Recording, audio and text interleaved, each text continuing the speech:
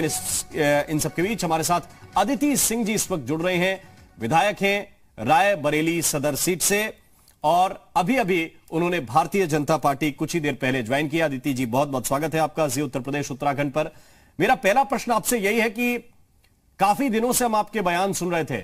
आप कभी प्रियंका गांधी वाड्रा के खिलाफ कोई बयान दे रही थी, कभी कांग्रेस पार्टी की नीति पे और नीयत पे सवाल उठा रही थी। थोड़ी सी देर लगा दी या आपको लग रहा है कि सही टाइम था बीजेपी ज्वाइन करने का? जी मेरे ख्याल से तो टाइमिंग का ऐसा कोई मसला या मुद्दा नहीं था। जब मुझे सही निर्णय लगा उस पर मैंने एक्ट किया और मैं बहुत खुश हूं अपने इस निर्णय से। I don't think it was a timing issue.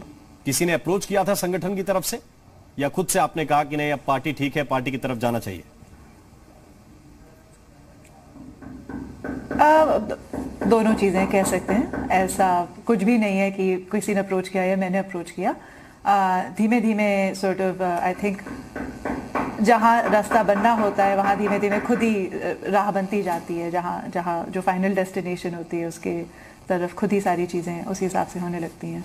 Aditi जी, पिछला जो चुनाव था वो आपके पिताजी की एक विरासत थी। रायबरेली को कहते हैं कि कांग्रेस पार्टी का एक तरह से गढ़ रहा है, वो वोट बैंक भी था। अगले चुनाव की तरफ आप कैसे देख रहे हैं? अदिति सिंह अपने बलबूते पर चुनाव लड़ेंगी या बीजेपी का संगठन आपको लगता है कि रायबरेली में अब इतना मजबूत है कि कांग्रेस को या दूसरे सियासी दलों को काफी पीछे जाना पड़ेगा?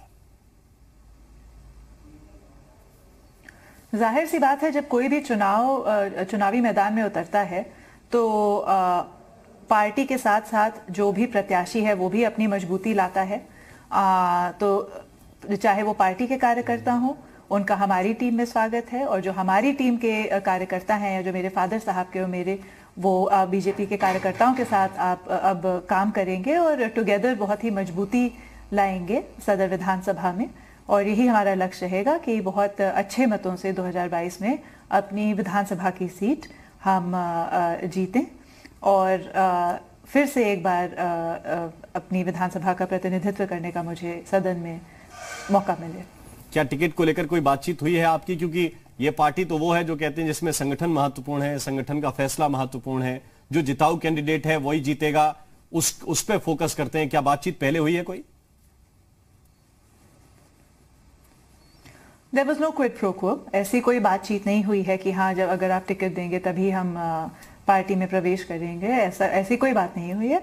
मैं आदरणीय प्रधानमंत्री जी के काम से, आदरणीय महाराज जी के काम से, मुख्यमंत्री जी के काम से बहुत ही प्रसन्न हूँ और बहुत प्रभावित हूँ और इसी कारण मैंने पार्टी में प्रवेश करने का निर्णय लिया।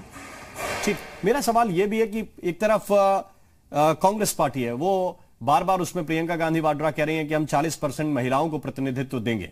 उसमें बार बार यह कहा जा रहा है कि हम किसानों को उनकी फसल का उचित मूल्य देंगे। क्या ये मुद्दे इस चुनाव में इंपैक्ट करेंगे कांग्रेस के फेवर में? हरगिज नहीं, क्योंकि यदि उनको वाकई इन मुद्दों पे एक्शन लेना था या इन मुद्दों पे को लेके वो गंभीरतापूर्वक काम करना चाहते थे तो जहां अभी कम से कम वो लोग सत्ता में हैं, सत्ता पक्ष हैं, चाहे वो पंजाब हो, राजस्थान हो, छत्तीसगढ़ हो, आखिर उन्होंने ये चीजें वहां क्यों नहीं लागू करी? तो इससे इनकी जो इनडिसाइसिवनेस है या लैक ऑफ आप कह सकते हैं जो इन मुद्दों को लेके वो सीरियस नहीं है, गंभीर नहीं है, वो सारी चीजें खुद ही साबित हो रही हैं। जनता सब कुछ देख रही है, समझ रही है, जान रही है। वो देख रही है कि आप एक राष्ट्रीय दल हैं, आप एक नेशनल पार्टी हैं और उसके बावजूद आप ऐसे घोषणाएं कर रहे हैं when you can easily implement the same चीजें। आप इन सारी चीजों को लागू उन प्रदेशों में कर सकते हैं जहां आप सरकार में हैं, जहां आप सत्ता पक्ष हैं और तब भी आप ये घोषणाएं कर रहे हैं। तो ये सारी चीजें बहुत ही क्रिस्टल क्लियर हैं जनता की निगाहों में, नजरों में। एक सवाल मैं आपसे पूछता हूं, आप बीजेपी हालांकि ज्वाइन कर चुकी हैं, लेकिन आप एक विधायक के तौर पर चूंकि क्षेत्र भी देखती हैं और आपने जब अपना क्षेत्र देखा है तो उस विधायक के तौर पर देखा है जो विपक्षी दल का है। मेरा सवाल यह है, क्या जनता के अंदर महंगाई मुद्दा नहीं है? क्या रोजगार मुद्दा नहीं है? क्या इनके आधार पर चुनाव होगा या बड़े चेहरे जैसे योगी आदित्यनाथ हैं या दूसरी तरफ अखिलेश यादव हैं, एक तरफ राहुल गांधी, प्रियंका गांधी है, इनके ऊपर चुनाव होगा? मुद्दे अनेक रहते हैं भाई साहब, और जो भी चुनाव लड़ा है वो ये जानता है कि कभी भी बस एक सिंगल पॉइंट एजेंडा पे चुनाव नहीं होता है। सबके अपने अपने मुद्दे होते हैं, सबकी अपनी अपनी चीजें होती हैं जो वो एड्रेस करना चाहते हैं, सबके अपने अपने कंसर्न्स होते हैं। बहुत ही बड़ा प्रदेश है, ये कोई छोटा प्रदेश नहीं है, ये उत्तर प्रदेश है और यहाँ का चुनाव जो है वो सबसे महत्वपूर्ण चुनावों में एक है लोकतांत्रिक व्यवस्था की नज़र से देखें तो हिंदुस्तान की। So there is never really just one issue. और यदि अगर आप जैसे किसानों के मुद्दे की बात कर रहे हैं तो एक बहुत ही बड़ी घोषणा भी आदरणीय प्रधानमंत्री जी ने करी है कुछ दिनों पहले। जो 3 बिल्स थे किसान जो उन्होंने रिट्रैक्ट किए हैं या वापस लिए हैं, उससे ज़्यादा मतलब ये खुद में एक बहुत बड़ा साइन है कि उन्होंने उसमें साबित कर दिया कि जनता मालिक है, द पब्लिक इज किंग, जनता राजा है और जो जनता चाहेगी वो ही होगा। जब जनता ने जब उनको लगा, जब सरकार को लगा कि हाँ कहीं ना कहीं जनता इन बिल्स को लेके असंतुष्ट है, उन्होंने उनको रिट्रैक्ट कर दिया।